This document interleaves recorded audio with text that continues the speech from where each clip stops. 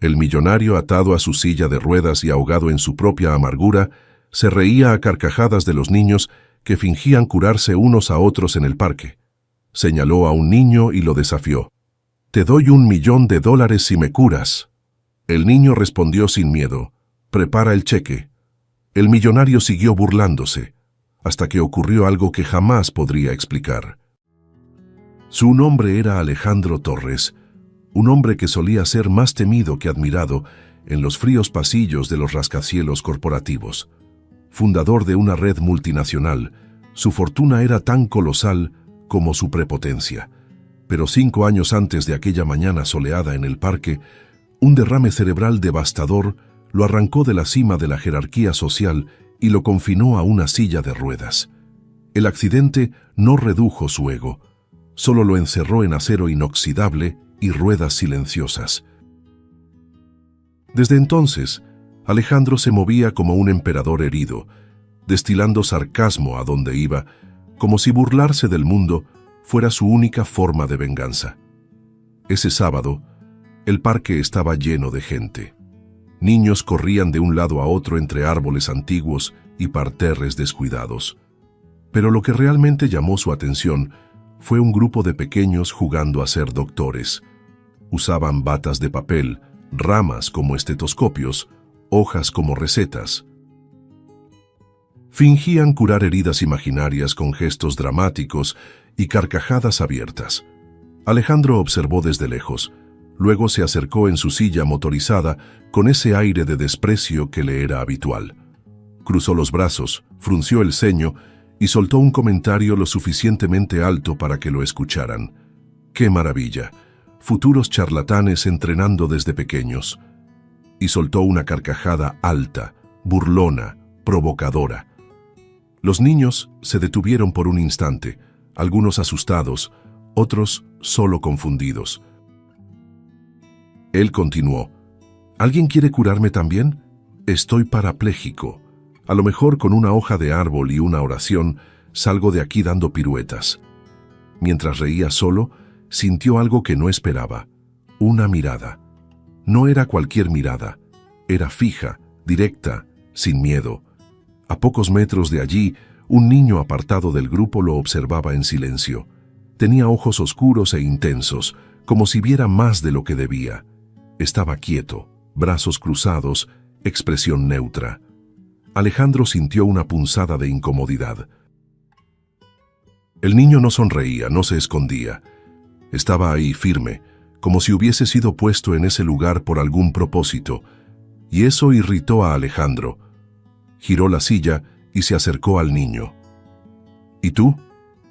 ¿Vas a quedarte ahí mirándome o también vas a fingir que haces milagros?, dijo con la misma acidez. Ninguna respuesta.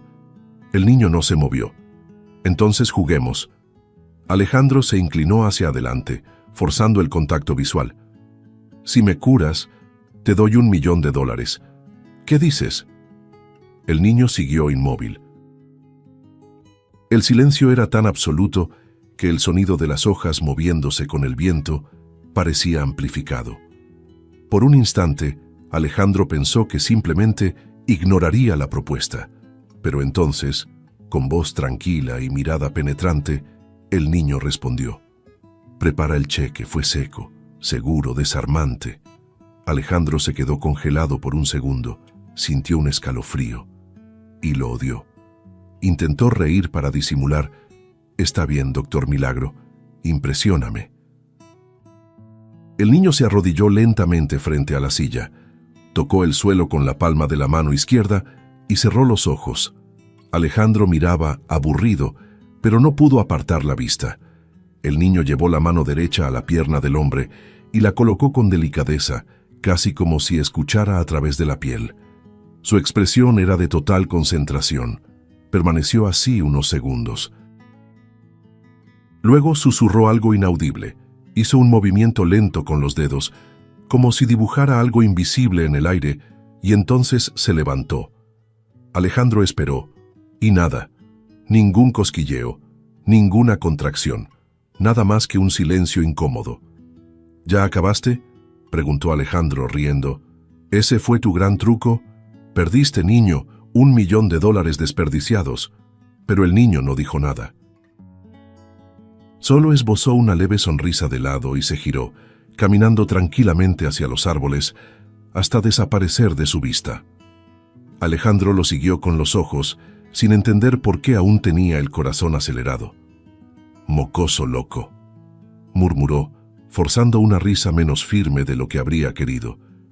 Horas después, Alejandro volvió a su apartamento en la azotea. Un templo de mármol, vidrio y silencio. Sus ruedas se deslizaron por el suelo impecablemente limpio hasta la sala de estar, donde se dejó caer en el sillón de cuero frente a una chimenea apagada. Aún riendo solo, recordó el rostro serio del niño. «Prepara el cheque», se burló, imitando la voz del niño. ¿Qué demonios ven estos niños hoy en día? Pero entre un sorbo de whisky y otro, sintió una punzada, pequeña, escondida, un cosquilleo extraño en el pie izquierdo. Chasqueó los dedos, movió los hombros, intentó ignorarlo. Pero la sensación persistía, más fuerte. Bajó la mano, apretó el muslo. Estaba caliente. Había algo allí.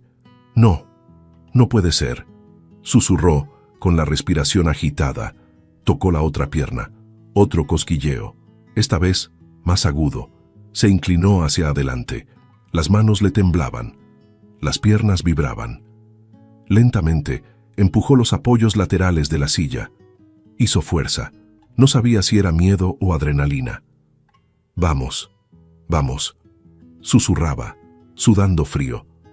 Con un esfuerzo casi desesperado, se puso de pie.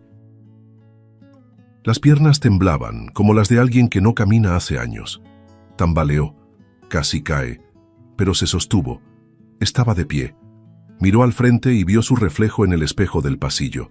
Las piernas soportando su peso, los ojos abiertos como platos, el cuerpo en shock. No, no puede ser. Esto no está pasando. Pero estaba pasando. Por primera vez en 5 años, Alejandro Torres estaba de pie. Solo, sin ayuda. La risa burlona que antes resonaba, ahora daba lugar a un silencio casi sagrado. Y en medio de aquella avalancha de incredulidad, una única imagen le venía a la mente con una nitidez abrumadora. La mirada de aquel niño y esas 3 palabras: «Prepara el cheque». Desde aquella madrugada, nada tenía sentido para Alejandro Torres. Sus piernas, antes tan inútiles como los adornos de un cuerpo roto, ahora sostenían su peso. Débiles, sí, pero vivas. Los médicos, consultados de urgencia al día siguiente, no supieron explicar. Hablaron de regeneración espontánea, reacciones neuromusculares rarísimas, estímulo neurológico inusual. Ningún diagnóstico lo convencía. Nada de eso era lógico, y Alejandro no soportaba vivir sin lógica. Por primera vez en años, no quería tener el control del mundo. Quería respuestas, reales, concretas. Y solo había una imagen en su mente: el rostro del niño. El parque se convirtió en el epicentro de su obsesión. Regresó al día siguiente, y al otro, y al otro. Se sentaba en la misma banca, observando a cada niño que pasaba. Anotaba nombres, describía rostros, interrogaba a los padres. La arrogancia con la que antes veía a los demás había sido reemplazada por una inquietud casi infantil. Ya no había burla en sus ojos, solo duda. ¿Quién era él? ¿Dónde vive? ¿Qué me hizo? Esas preguntas se repetían en su mente como un eco constante, pero nadie sabía del niño. Ningún vendedor ambulante, ningún visitante frecuente, ni siquiera los niños recordaban claramente a alguien así. Parecía haber sido una sombra, un fantasma. Una tarde, al ver a un niño con camiseta azul pasar junto a una señora de cabello canoso, Alejandro se levantó bruscamente. Por un segundo pensó que era él. Corrió hacia el niño, jadeando. «¡Hey! ¿Eres tú?», preguntó con la voz temblorosa. El niño lo miró sin entender. La mujer lo jaló con desconfianza. «¿Qué está haciendo, señor?». dijo con tono protector. Perdón, yo solo pensé que eras alguien. Se alejó con el pecho apretado. Aquello se estaba volviendo una adicción, un agujero sin fondo que crecía día tras día. En las raras ocasiones en que se detenía, Alejandro miraba al espejo y preguntaba en voz alta, ¿y si todo esto fue solo un delirio? ¿Una reacción tardía a la medicación? ¿Un truco de mi cerebro? Pero por más que intentara racionalizar, había algo que no podía olvidar: la mirada de aquel niño. Una mirada que no pertenecía a un niño común. Una mirada de quien cargaba un peso antiguo como si supiera más sobre el dolor que él mismo. Eso lo perseguía más que el misterio de la cura, porque si era real, entonces todo lo que Alejandro había creído hasta ese momento, todo estaba equivocado. Y fue en ese estado de creciente perturbación que, en una tarde nublada, Alejandro escuchó una frase susurrada por un recolector de latas. ¿El niño que usted describe? Estoy casi seguro de haberlo visto. Vive con una señora mayor en un albergue en la zona norte. Calle 17 de Julio, número 96. Está en la parte trasera de una vieja escuela abandonada. Alejandro se quedó helado. ¿Está seguro? El hombre solo asintió antes de desaparecer entre los callejones, empujando su carrito. Sin dudarlo, Alejandro tomó las llaves del auto. Ya no había tiempo que perder. La lluvia resbalaba lentamente por los cristales del auto cuando Alejandro estacionó frente al edificio envejecido. La estructura parecía a punto de colapsar, con paredes cubiertas de moho, ventanas agrietadas y ropa colgada en tendederos improvisados en los balcones. La dirección coincidía: número 96 de la calle 17 de Julio. No había letreros, ningún cartel de ONG, ni del ayuntamiento, ni de asistencia social. Solo silencio, goteras y el olor a sopa viniendo de algún rincón olvidado de la ciudad. Alejandro bajó del auto en silencio, tragando saliva. Sus zapatos caros se ensuciaban de lodo a cada paso. Tocó el timbre y esperó. La puerta de madera crujió. Una señora mayor, con piel curtida por el tiempo y ojos afilados, lo miró por la rendija. ¿Sí?, preguntó con firmeza. Alejandro se acomodó el cabello mojado e intentó controlar los nervios. Buenas tardes. Me llamo Alejandro Torres. Estoy buscando a un niño. Creo que vive aquí. Pequeño, callado, mirada firme. Él me curó. La mujer alzó una ceja, sorprendida. ¿Te curó? Sí, en el parque. No sé cómo explicarlo. Necesito verlo. Por favor. Ella dudó. Luego abrió la puerta por completo. Me llamo Carmen, el niño que buscas es Lucas, soy su abuela. Puedes pasar. El olor a comida caliente y ropa recién lavada dominaba el pequeño recibidor. Las paredes eran delgadas y al fondo se oían risas apagadas de niños jugando. Carmen lo condujo por un pasillo estrecho, donde había colchones recargados contra las paredes y juguetes viejos en cajas de cartón. Y entonces, sin ceremonias, se detuvo frente a una puerta entreabierta. Ahí está. Lucas apareció poco después. Usaba una camiseta desgastada y sandalias viejas, pero era él, el mismo que lo había tocado en el parque, la misma mirada. Alejandro se acercó, tragando en seco. Hola, soy Alejandro. Sé quién eres, respondió Lucas con voz baja pero firme. Vine a pagar mi deuda. Alejandro sacó un sobre del bolsillo. $1 millón, como prometí. Aquí está. Es tuyo. Lucas ni siquiera lo miró. No quiero tu dinero. Alejandro se congeló. ¿Cómo que no quieres? ¿Por qué? Porque no quiero nada para mí, pero si quieres ayudar, ayuda a todos los que están aquí. Esa frase cayó como una piedra en el pecho del empresario. Miró a su alrededor, por fin notando el estado del lugar. Familias enteras compartiendo 2 cuartos, niños durmiendo sobre colchonetas en el piso, adultos exhaustos intentando mantener algo de dignidad. El asombro era evidente en su expresión. ¿Qué pasó aquí?, preguntó en un hilo de voz. ¿Por qué tanta gente vive así, amontonada? Carmen dio un paso al frente, mirándolo fijamente. Porque nos quitaron todo. Un día, nuestra comunidad aún existía. Casas simples, pero eran nuestras. Familias enteras vivían allí desde hacía generaciones. Luego llegaron las máquinas. Dijeron que habían comprado el terreno, sin aviso, sin indemnización. Solo lo cercaron, lo demolieron y mandaron a la policía para asegurarse de que no volviéramos. Ella le tendió un recorte de periódico amarillento y gastado. En el titular, nueva fase de expansión inmobiliaria en la zona norte promete ganancias récord. En la parte superior, en destaque, el logo de la empresa de Alejandro. Y debajo, una foto de él mismo estrechando manos con inversionistas. Se quedó sin aliento. El mundo giró por un instante. Yo no lo sabía, susurró. Lo juro, Carmen, nunca vi nombres, nunca vi rostros. Era solo otro proyecto de desarrollo. ¿Desarrollo?, respondió ella con amargura. ¿A esto le llama desarrollo? Lucas se acercó, los ojos ardiendo con una indignación contenida. Esa es la mentira que te dices, que son solo negocios, que no estás destruyendo nada.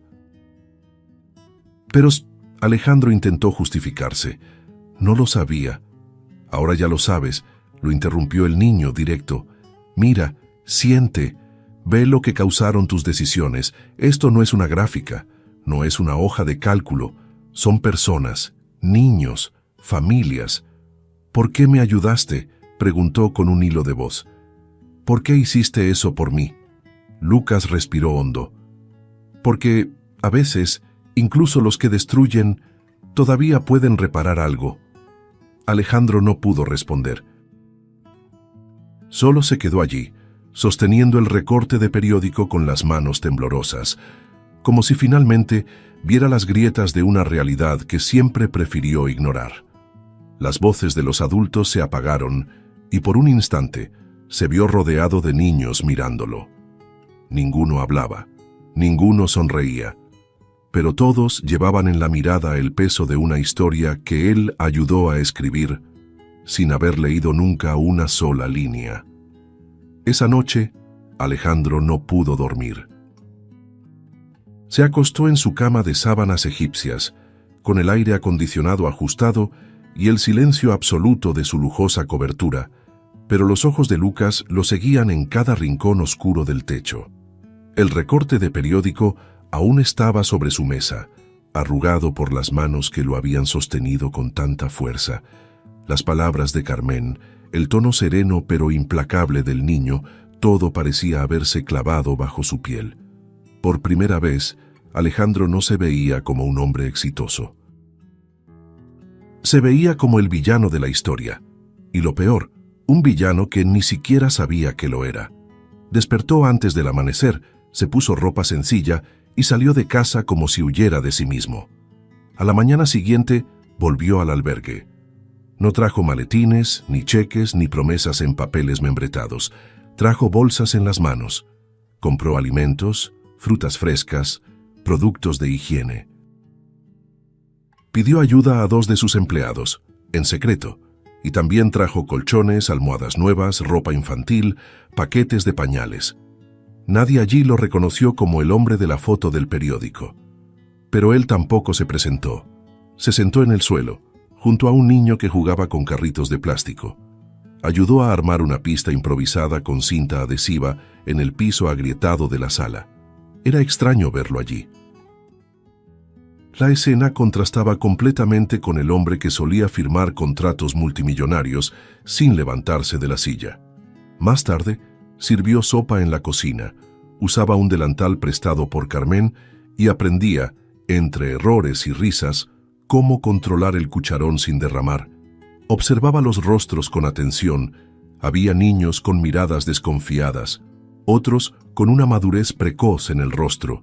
Un niño con una cicatriz en el mentón sonrió al recibir 2 rebanadas de pan. Una niña pequeña abrazó el plato como si fuera un regalo.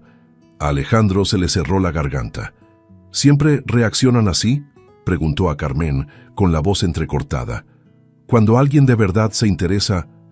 Sí, reaccionan, pero ya aprendieron a reconocer a quienes solo vienen a aliviar su propia culpa. Alejandro se detuvo. No intentó justificarse. En lugar de eso, miró a Lucas, el que lo había curado, sentado en un rincón, cosiendo la correa rota de una mochila. No habla mucho, ¿verdad? Habla cuando es necesario, respondió Carmen, pero cuando habla, el mundo escucha. Alejandro asintió. Permaneció en silencio un momento, luego dijo: me gustaría escuchar a todos, no solo a él, a todos aquí. Quiero entender, quiero ver lo que nunca vi. Y vio. Sentado junto a Ramón, un señor de barba espesa y manos callosas, escuchó la historia de quien construyó su propia casa con los ahorros de 40 años como albañil, y la vio reducida a escombros en minutos. Sentado junto a Lucía, una madre soltera de 3 hijos, oyó cómo duerme por turnos, primero los niños, luego ella, porque solo hay un colchón para los 4. Escuchó las voces de quienes fueron expulsados sin aviso, tratados como estadísticas, ignorados por personas que solo ven gráficos. Escuchó y sintió. Sintió que el suelo se le hundía bajo los pies con cada frase. Por primera vez, Alejandro escuchó sin interrumpir, sin buscar una respuesta. Solo escuchó. Carmen observaba todo a la distancia, con ojos atentos. Sabía reconocer cuando un hombre estaba siendo desarmado por dentro, y Alejandro lo estaba. Era visible en sus gestos, la forma en que se agachaba para jugar con una niña pequeña, la manera en que limpiaba el suelo sin que nadie se lo pidiera, la forma en que miraba cada rostro como si quisiera memorizar cada línea de expresión. Un día antes, él era el símbolo de la máquina que los aplastó. En ese momento, era solo otro ser humano intentando comprender el daño que había causado. «¿Volviste?», dijo Lucas, acercándose por fin. Alejandro lo miró y forzó una leve sonrisa. Tenía que volver. «Esto no repara lo que hiciste», dijo el niño, mirándolo a los ojos. «Lo sé», respondió Alejandro casi en un susurro, «pero tal vez sea un comienzo». Y en ese albergue improvisado, con olor a arroz quemado y risas infantiles resonando por los pasillos estrechos, sucedía algo inédito. El empresario que antes veía a las personas como estadísticas, ahora veía a cada niño, cada rostro, cada historia, como si cada uno fuera un espejo del fracaso moral que había ignorado durante años. Las risas infantiles aún resonaban al final de esa tarde cuando Carmen, siempre tan activa y firme, dejó caer la olla que sostenía. El sonido del aluminio golpeando el suelo fue seco, brusco, interrumpiendo al instante la animada conversación entre Alejandro y un grupo de niños. Lucas, que dibujaba con gis sobre el cemento de la terraza, volteó con sobresalto. «¿Abuela?», llamó al verla tambalearse.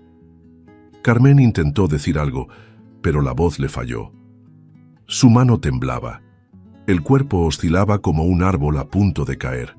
En segundos, se desplomó en el suelo, los ojos entrecerrados, el rostro pálido y sudoroso.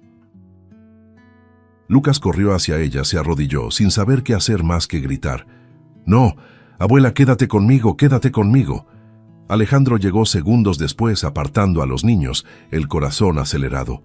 «Carmen, Carmen, escúchame». Lucas ya tenía las manos sobre el pecho de ella, como lo había hecho con él días antes. Cerró los ojos con fuerza, tratando de repetir el gesto, el toque, el susurro. Nada, nada se movía, ninguna respuesta. «Por favor», murmuraba él en creciente desesperación. «Escúchame, escúchame otra vez». Las lágrimas corrían por el rostro de Lucas. Intentaba 1, 2, 3 veces. Cerraba los ojos con fuerza, como si su fe pudiera arrancar lo imposible del cielo. «Funciona. Por favor, ¿por qué no está funcionando?». Alejandro lo jaló de los hombros, tratando de separarlo de ella. «Vamos a llevarla al hospital. Ahora». Lucas se resistió. «Espera, aún no termina». «Ya terminó», necesita ayuda médica. La voz de Alejandro salió dura, desesperada, casi como una orden. Lo cargó en brazos por un instante, alejándolo de Carmen, que yacía inconsciente. Pidió ayuda a 2 mujeres del albergue, tomó las llaves del auto y en minutos estaban rumbo al hospital. Lucas, en el asiento trasero, temblaba. Miraba a su abuela por el espejo retrovisor, como si temiera que esa fuera la última vez. En el hospital, Alejandro no escatimó esfuerzos. Corrió a la recepción, gritó por atención inmediata, exigió prioridad. Mostró documentos, hizo llamadas, amenazó con demandar al hospital entero si no se movían. Los médicos llegaron corriendo, pusieron a Carmen en una camilla y desaparecieron con ella por una puerta de emergencia. Lucas quedó sentado en el suelo blanco, abrazado a sus rodillas, con los ojos fijos en el pasillo. Ya no lloraba. El llanto se había vuelto silencio, un silencio tan denso que Alejandro no pudo soportar. Se sentó a su lado, también en silencio. Por un tiempo ambos solo respiraron. Después de casi una hora salió un médico, un hombre de mediana edad, rostro cansado y bata manchada de café. Está estable, pero la situación es grave, dijo, mirando directamente a Alejandro. Tiene una condición renal avanzada, muy avanzada. No tenemos mucho tiempo. Su riñón izquierdo está comprometido desde hace meses. ¿Y qué se necesita hacer?, preguntó Alejandro, ya listo para abrir la cartera. Necesita un trasplante, urgente, de lo contrario, no tuvo que completar la frase. Lucas se levantó lentamente mirando al médico. ¿Va a morir? El hombre dudó. Si no conseguimos un donador compatible, sí. Alejandro se volvió hacia Lucas y vio algo que no había visto ni cuando lo enfrentó con el periódico de la demolición. El brillo de fe que el niño llevaba, ese que movía montañas y lo hizo desafiar a un millonario, había desaparecido. Solo quedaba una neblina de dolor, impotencia, miedo. Intenté curarla, lo intenté, dijo Lucas en voz baja, pero no funcionó. No funcionó. No funcionó. El llanto finalmente volvió. Se recargó contra la pared, deslizándose hasta el suelo, como si el peso de la realidad fuera demasiado para su pequeño cuerpo. Alejandro se agachó frente a él, tratando de sostenerle los hombros, pero Lucas se encogió. ¿Por qué funcionó contigo?, murmuró entre sollozos. ¿Por qué con ella no? Ella siempre cuidó de todos. Ella me enseñó todo. ¿Por qué ella? Alejandro sintió una nueva rabia, no contra Lucas ni contra los médicos, sino contra sí mismo, porque incluso ahora, con todo el dinero del mundo, no podía simplemente resolverlo. No bastaba gritar, pagar, ordenar, no podía comprar un riñón, no podía devolverle a Lucas lo que estaba a punto de perder. Por primera vez sintió lo que era la desesperación de un padre, sin haber sido nunca uno. «Haré lo que sea necesario», dijo con la voz temblorosa, los ojos enrojecidos. «Te lo prometo, voy a encontrar la manera». Esa misma noche, mientras Lucas dormía sentado con el rostro apoyado en el vidrio frío de la ventana del hospital, Alejandro permanecía de pie, mirando hacia dentro de la UCI donde Carmen descansaba entubada, rodeada de monitores que pitaban como si tuvieran vida propia. Cada latido en los aparatos parecía golpearle dentro del pecho. Le había resultado fácil construir imperios, expandir capital, tomar decisiones a distancia, pero ahora, frente a la fragilidad de esa mujer que ni siquiera lo odió al conocer la verdad, se sentía inútil, pequeño, humano. Por primera vez, deseaba desesperadamente formar parte de la cura, no de la destrucción. Al día siguiente, con los ojos hundidos y la barba sin afeitar, Alejandro llamó al médico en privado. «Quiero que me hagan pruebas», dijo sin rodeos. «Quiero saber si soy compatible». «Quiero donar». El médico lo miró sorprendido. «Señor Torres, es un procedimiento serio. La cirugía es delicada, involucra riesgos». «Dije que quiero donar», repitió él. «El mayor riesgo es que ese niño pierda a la única familia que tiene». Las pruebas comenzaron esa misma mañana, muestras de sangre, cuestionarios interminables, evaluaciones clínicas. Alejandro respondió todo con paciencia, algo raro en alguien como él. Se quedaba en silencio entre los exámenes, mirando por la ventana, y a veces miraba a Lucas de lejos. El niño caminaba en círculos por los pasillos, con la mirada fija en el suelo, como quien lleva una pregunta para el cielo. Casi no hablaron durante ese periodo. No hacía falta. Había un lazo invisible entre los dos, hecho de miedo y esperanza. Al final de la tarde, el médico regresó. Traía la carpeta en la mano y un semblante cauteloso. Alejandro se levantó antes de que dijera una sola palabra. «Dímelo ya. Usted es compatible». El tiempo se detuvo. Alejandro parpadeó, como intentando asimilarlo. «Eso significa que la donación puede hacerse, y debe hacerse pronto. Ya estamos preparando todo». Lucas, que estaba a pocos metros, escuchó. No dijo nada, pero caminó lentamente hacia Alejandro. Sus ojos estaban llenos, humedecidos por una emoción contenida. Se detuvo frente al hombre, tan pequeño ante aquella figura antes tan distante y ahora tan cercana. Sin decir una palabra, extendió la mano. Alejandro miró aquella pequeña mano, marcada por el tiempo y la lucha que ningún niño debería vivir, y entonces la sostuvo. «Gracias por intentarlo», dijo Lucas bajito con la voz entrecortada. Fue un gesto simple, pero de una grandeza inmensurable. No había público, ni discursos, ni cámaras. Solo un niño y un hombre, unidos por una decisión que no se compra.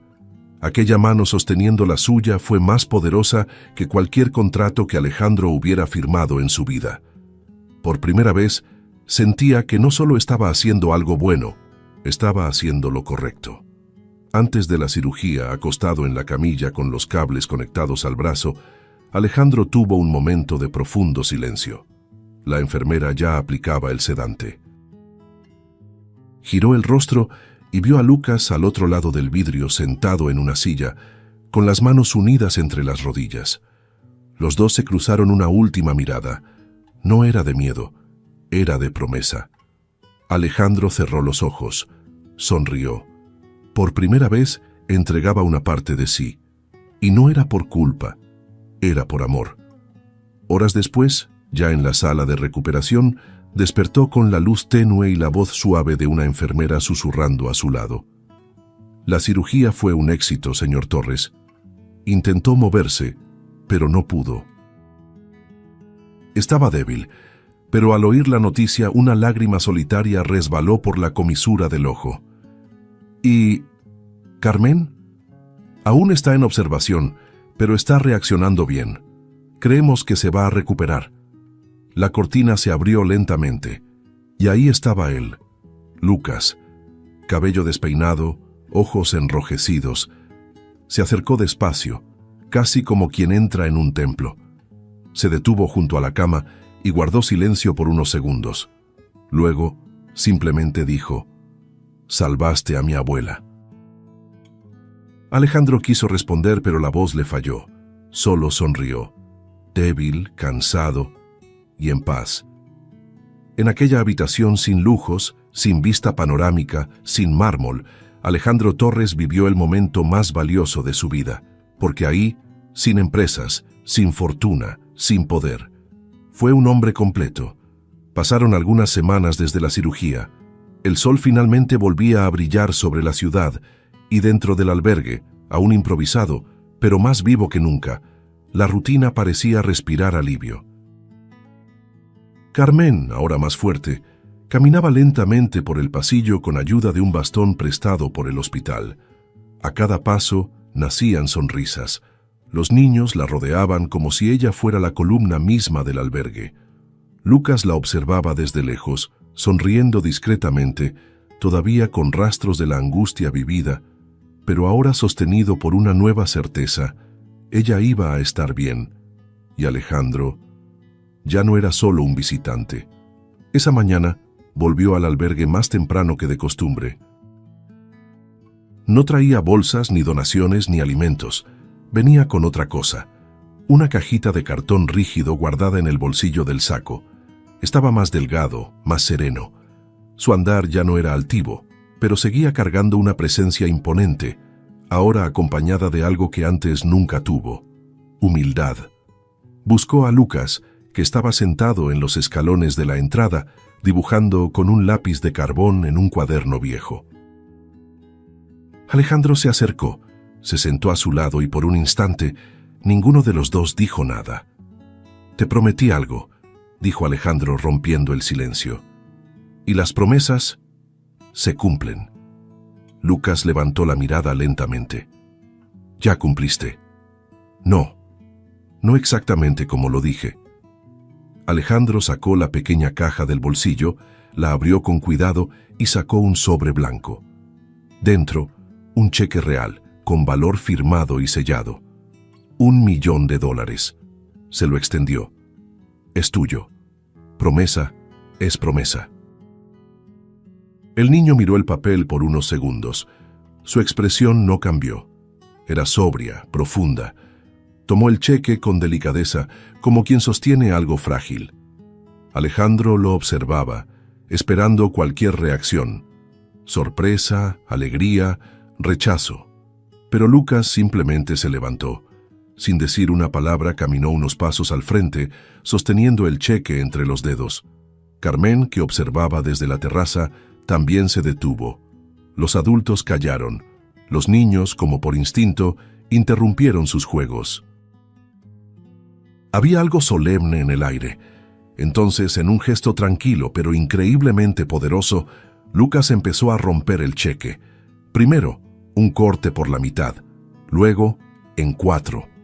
El sonido del papel al ser destruido cortó el silencio con una nitidez impresionante. No había música. No había palabras ensayadas. Solo el sonido del papel fragmentándose, como si fuera el símbolo mismo del mundo de Alejandro deshaciéndose ante sus ojos. Rompió el último pedazo con firmeza, dejó que los trozos cayeran despacio al suelo de concreto y volvió a mirarlo. «Ya pagaste», dijo. Alejandro permaneció inmóvil. Un nudo en la garganta le impedía hablar. La escena era tan simbólica, tan pura, que no se atrevió a interrumpirla con palabras inútiles. Sentía los ojos arder, pero no le importaba. Por primera vez, su silencio no era arrogancia, era reverencia. Lucas se sentó de nuevo, tomó el cuaderno y volvió a dibujar, como si el gesto anterior hubiera sido solo un detalle más del día. Pero para Alejandro lo fue todo. Alejandro siempre creyó que su mayor habilidad era convertir cosas en ganancias.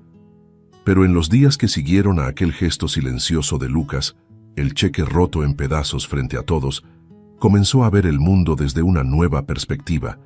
Hay cosas que no deben convertirse en capital.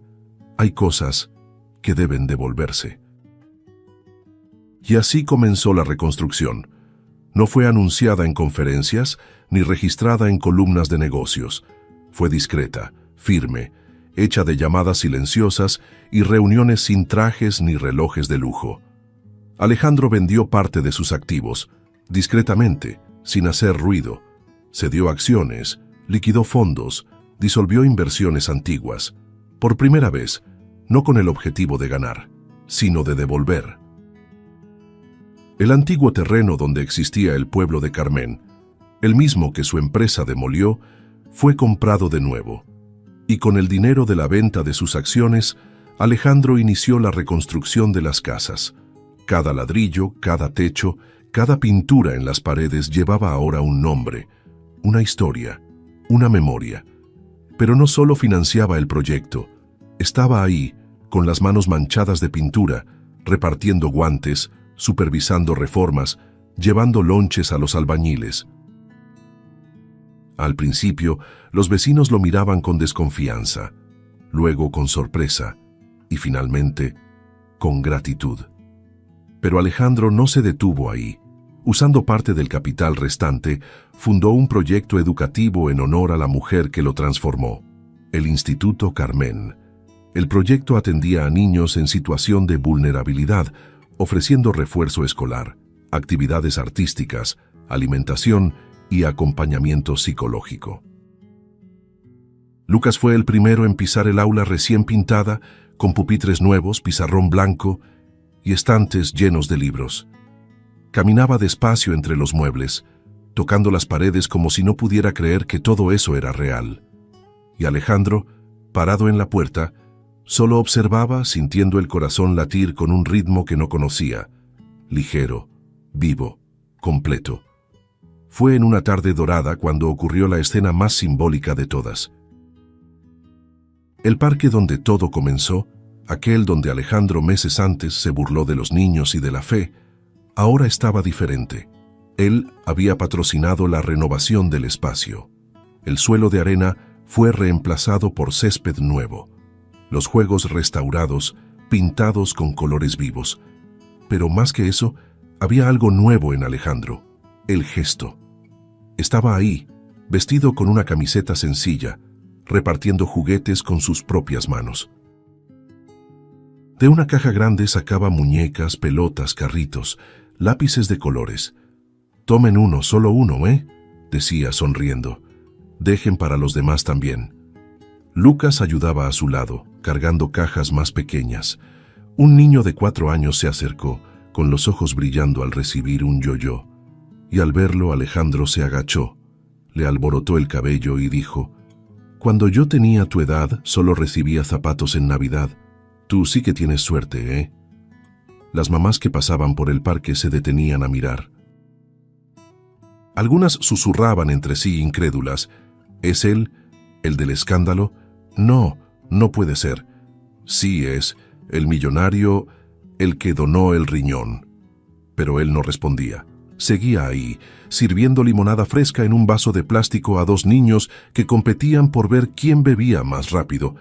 Reía con ellos, reía de verdad, como no lo hacía desde hacía años, como tal vez nunca lo había hecho. Más tarde, sentado en una banca del parque, Alejandro miró a su alrededor. Vio a niños corriendo, columpiándose en los juegos, pateando pelotas. Vio a Lucas sentado bajo un árbol, leyendo un libro con atención.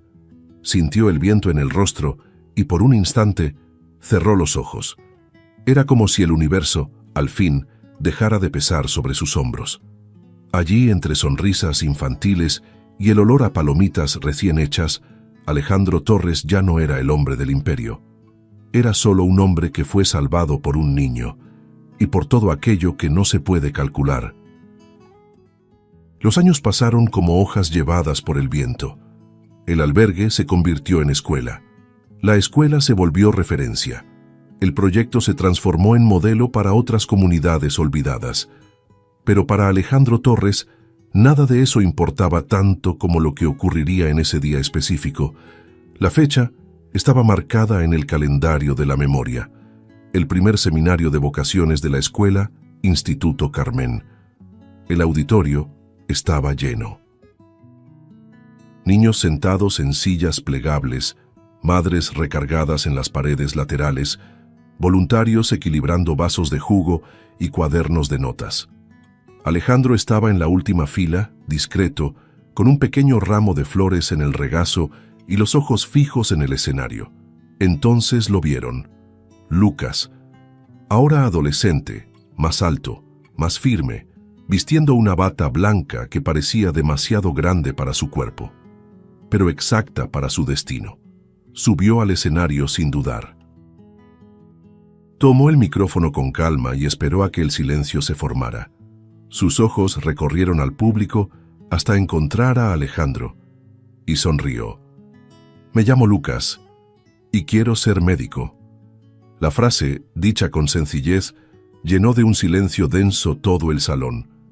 No era solo lo que dijo, era cómo lo dijo, era el peso detrás de las palabras. Respiró hondo y continuó. «Quiero ayudar a personas como mi abuela, Carmen, que hoy está viva gracias a un gesto que cambió 2 vidas. Quiero estar al lado de quien sufre, como alguien un día estuvo del mío. Quiero recordar cada día que un milagro no es solo lo que uno espera, sino lo que uno elige ser para los demás». Un murmullo recorrió el salón. Algunas madres secaban sus ojos, otras sonreían en silencio. Alejandro no parpadeaba. ese muchacho que un día lo desafió con un «prepara el cheque» en medio de un parque. Ahora lo hacía llorar con la fuerza de una vocación. Pero no eran lágrimas tristes, eran de orgullo y de asombro, porque ahí, frente a todos, Lucas ya no era un niño herido tratando de salvar a quien amaba. Era un hombre en formación, listo para salvar al mundo. Cuando terminó la charla, los aplausos llenaron la sala. Lucas bajó del escenario y fue directo hacia él. «¿Trajiste flores?», preguntó, provocando con una sonrisa. «Claro, para tu abuela, pero ahora…». Alejandro le entregó el ramo al muchacho. «Creo que son tuyas. Ya no soy un niño, Alejandro. Lo sé, pero tú siempre serás el hombre que me curó». Se abrazaron ahí mismo, en medio de la multitud. Un abrazo largo, cargado de todo lo que nunca se dijo. No había palabras suficientes para explicar ese vínculo. Y no hacían falta, porque en ese instante estaba claro para todos. Alejandro ya no era solo el donador de un riñón, era el padre espiritual de alguien que transformó su vida y, a través de ella, la vida de muchos otros. Al salir del auditorio, Alejandro se detuvo por un momento y miró al cielo. El sol brillaba fuerte, como el día en que todo comenzó, pero ahora veía distinto, y por primera vez comprendió lo que Lucas dijo aquella tarde, años atrás. Algunos destruyen, pero aún pueden reparar algo. Él había destruido mucho, pero ahora lo sabía. El verdadero legado de un hombre no está en lo que construye con concreto, sino en lo que reconstruye con amor. Y en aquella tarde dorada, con la bata blanca alejándose entre los niños, Alejandro sonrió, no por lo que había hecho, sino por haber entendido al fin que a veces es un niño quien nos enseña lo que significa ser hombre. Si te gustó el contenido, no olvides suscribirte al canal para ver más videos como este. Deja tu like para apoyarnos y activa las notificaciones para no perderte ninguna novedad. Eso nos ayuda a seguir creando lo mejor para ti. Hasta el próximo video.